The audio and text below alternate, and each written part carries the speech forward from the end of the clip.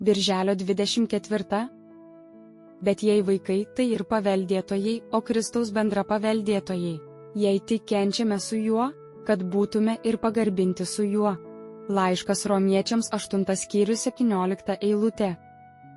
Skaitydami Tėvo planus mūsų atžvilgiu, jo valios šviesoje, parodytoje mūsų mokytojo atžvilgiu, galime iš karto pastebėti, kad tai nėra jo valia saugoti mus nuo visų skausmų, išbandymų bei kentėjimų ir su triumfu pernešti mus į garbę, ant gėlėmis iškloto patogumų patalo.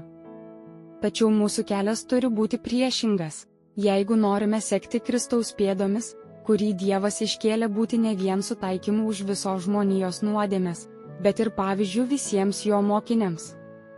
O kai tai sužinosime iš Dievo plano ir jo valios, tai greitai pastebėsime, jog neturime tikėtis nei prašyti, kad Dievas išlaisvintų mus iš skausmų ir rūpesčių, nes Dievo išmintis paruošia būtent tokį taką, vedantį į garbę. Galime dalyvauti labai didelėme paveldėjime, kadangi turėdami jo dvasios esame jo vaikai.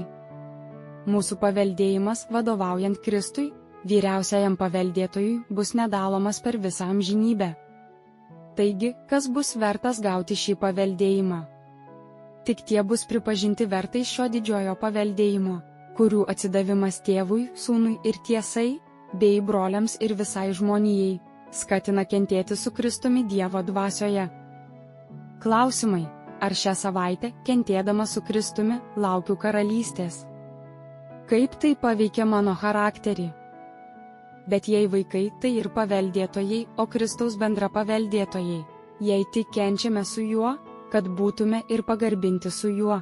Laiškas Romiečiams 8 skyrius 17 eilutė.